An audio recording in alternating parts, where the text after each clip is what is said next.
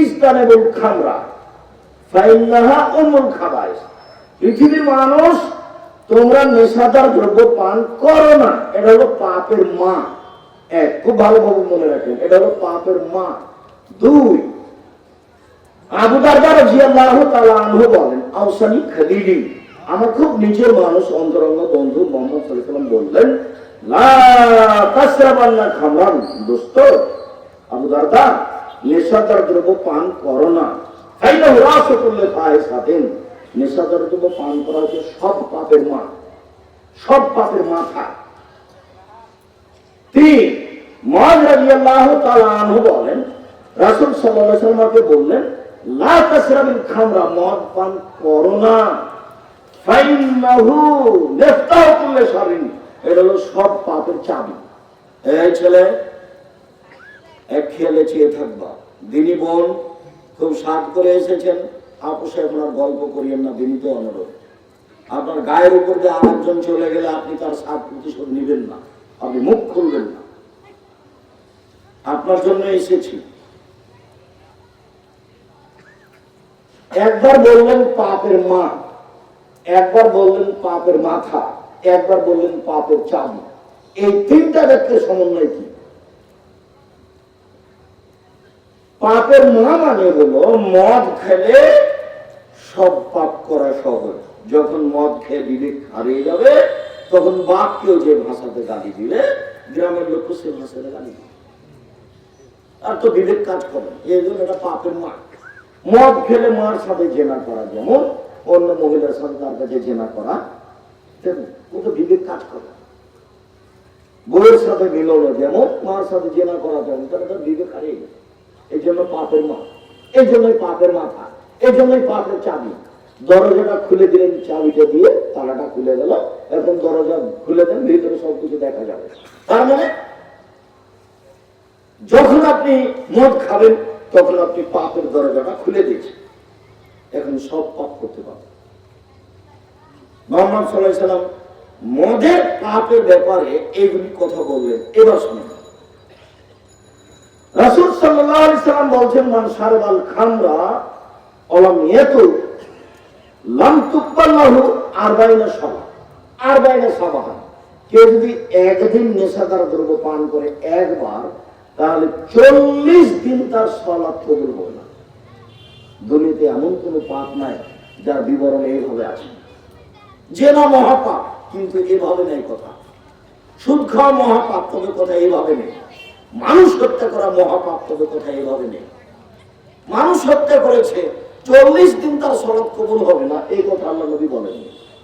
মানুষ হত্যা করেছে মহাপাপ, বিচারণাটা হেরে যেতে পারে, জিতে যেতে পারে, কিন্তু 40 দিন তার সালাত কবুল হবে না। 40 দিন না গিয়ে আর কোনো পাপ দুনিয়াতে নেই। দুই, রাসূল সাল্লাল্লাহু আলাইহি ওয়াসাল্লাম বলছেন, মান শারাবাল খামরা লাম ইয়াজাল্লাহু আনহু 40 লাইলা। কেউ যদি একদিন একবার নেশাদার দ্রব্য পান করে, তাহলে 40 দিন সে আল্লাহকে নিজের দিকে করতে পারবে না। এমন কোন পাপ নাই যে পাপ করলে 40 দিন যাবত আল্লাহকে নিজের দিকে করা যাবে না, এরকম কোন পাপ দুনিয়াতে নেই। জেনা মহাপাপের কথা সবাই জানে। বিবাহ করার পরে জেনা করলে তাকে হত্যা করতে হবে, বাঁচার পথ নয়। আর বিবাহ করার আগে জেনা করলে তাকে 100 লাঠি পিটিয়ে এলাকা থেকে 1 বছরের জন্য তাড়িয়ে দিতে হবে। কিন্তু লোকটা আল্লাহকে 40 দিন কিছু বললে লাভ হবে না, এরকম কথা জেনাতে নেই। আবু হুরায়রা রাদিয়াল্লাহু তাআলা আনহু বলেন, রাসূল সাল্লাল্লাহু আলাইহি ওয়াসাল্লাম বলেছেন, শারবুল খামরে কাআবের রসানি, নেশাদার দ্রব্য পান করলে মূর্তি পূজার মতো পাপ হয়। সরস্বতী, ভগবতী, কালী, দুর্গা এর ইবাদত করলে যেমন পাপ হয়, নেশাদার দ্রব্য পান করলে তেমন পাপ হয়। কোন পাপকে এভাবে লাগানো নাই। আল্লাহ নবী বলেননি কেউ যদি নামাজ ছেড়ে দেয় তাহলে মূর্তি পূজার মতো পাপ করলো। আল্লাহ নবী বলেননি কেউ যদি জেনা করে তাহলে মূর্তি পূজার মতো পাপ করলো। আল্লাহ নবী বলেননি কেউ যদি সুদ খায় তাহলে মূর্তি পূজার মতো পাপ করলো। কিন্তু আল্লাহ নবী বলছেন কেউ যদি মদ খায় তাহলে সরস্বতী, ভগবতী, কালী, দুর্গার ইবাদত করলে যেমন অবস্থায় তেমন পাপ। কি বুঝলেন? এগুলো তো মোহাম্মদ সাল্লাল্লাহু আলাইহি ওয়াসাল্লামের মুখের ভাষা। আব্দুল্লাহ ইবনে আমর রাদিয়াল্লাহু তাআলা আনহু বলেন, রাসূল সাল্লাল্লাহু আলাইহি ওয়াসাল্লাম বলেছেন, লা ইয়াদখুলুল জান্নাহ, 4 শ্রেণীর মানুষ জান্নাতে যাবে না। এক, আকুন, বাপ মাকে মানে না যে। এই ছেলে, মধ্যে থেকে কোন ছেলে উঠলে আপনি তাকে ঠেকাবেন।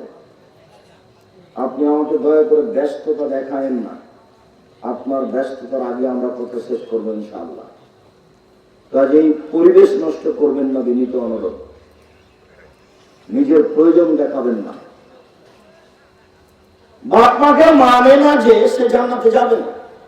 একটা হাদিসে আল্লাহ রাসূল বলছেন, হুমা জান্নাত কানারো কা, বাপ মাই তোমার জাহান্নাম, বাপ মাই তোমার জান্নাত, বাপ মাই তোমার জাহান্নাম, বাপ মাই তোমার জান্নাত, ওরাই তোমার জাহান্নাম, ওরাই তোমার জান্নাত। ওরা খুশি তো জান্নাত, ওরা খুশি নেই তো জান্নাত। অনেক ইবাদত করলাম কিন্তু ওরা খুশি নেই, কাজ হবে না। সম্মানিত দিদি ভাই বোন, 2, অলকামার, জুয়া খেলে যে সে জান্নাতে যাবে না। আগে থেকে আপনার একটা কথা আছে, কেউ যদি কাউকে বলে আসো জুয়া খেলি, এতে সে মহাপাপী, কাফারা না দিলে পাপ ক্ষমা হবে না। অবাক পাপ, আমিও অবাক হয়েছি। খালি কাউকে বলেছে যে আসো জুয়া খেলি, খেলেই দিন। 10 জন ফকিরকে ইয়ে করতে হবে, খেতে দিতে হবে, 1/2 কেজি করে চাউল দিতে হবে, অর্ধ সা করে 1/4 কেজি করে চাউল দিতে হবে। খালি বলেছেন যে আসো জুয়া খেলি, অবাক পাপ। খেলেনি আপনি, খালি বলেছেন যে আসো জুয়া খেলি, তাতেই 10 জন ফকিরকে কতখানি করে চাউল দিতে হবে?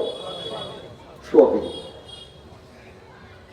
এখানে আমি আরেকটা কথা বলে থাকি, যে কোনো মহিলা মানুষ যদি কোনো পুরুষের পাশ দিয়ে হাঁটে সাজগোজ করে, আল্লাহ রাসূল বলছেন ও ব্যভিচারী, ও ব্যভিচারী, ও ব্যভিচারী, মহিলাটাকে যেন করেই।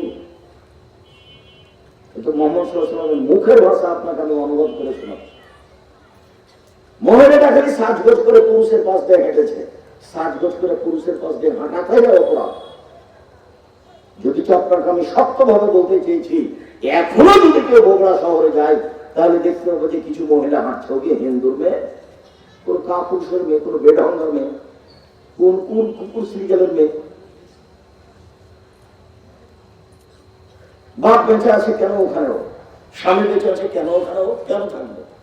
স্বামী বেঁচে আছে মানে বউয়ের পেশাবের জায়গা আছে, পায়খানার জায়গা আছে, কাপড় কিনতে ব্যবস্থা আছে, খাওয়ার ব্যবস্থা আছে, তার নাম স্বামী। কেউ কোটি টাকা ইনকাম করে বউ লালন পালন করছে, কেউ দিনে 50 টাকা ইনকাম করে বউ লালন পালন করছে, বউয়ের দেখাশোনা করছে। বউকে ভবিষ্যতে বুঝে নিতে হবে, এটা আমার স্বামী, সংসার আমাকে এভাবে থাকতে হবে। সে বাইরে গেল কেন, সে যাবে কেন, সে পথ অবলম্বন করলো কি করে? আপনার কারো দুর্বলতার ফাঁকে অবলম্বন করেছে। আপনি টাকা পয়সার দিকে দেখেছেন, অথচ দরকার ছিল না। আপনি ভুল বুঝে এগুলো করেছেন, তখন ভুল পথে গেছে, নিজেও বেকায়দায় পড়লেন, অপবেকায়দায় পড়লেন। 3, জুয়া খেলে যে সে জান্নাতে যাবে না। আরো অবাক কথা, যে কেউ যদি কাউকে বলে যে আসো জুয়া খেলি, তাহলে কি করতে হবে? কাফারা দিতে হবে। ভুলে যাচ্ছেন মনে হয় কথা। কি কাফারা দিতে হবে?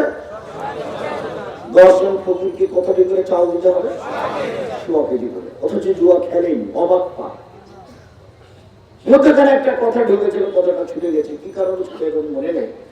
বসে থেকে যদি কেউ খেলাধুলা করে, লুডু, চৌসা, ছক্কা, দাবা, পাঞ্জা, এগুলো যদি খেলে বসে বসে, গেমস, এখন তো মোবাইলে গেমস, একদম টিভিতে গেমস, এখন তো মানুষ প্রায় পশু প্রাণী হয়ে গেছে। আল্লাহ রাসূল বলছেন, কেউ যদি এসব খেলায় বসে বসে সময় কাটায়, তাহলে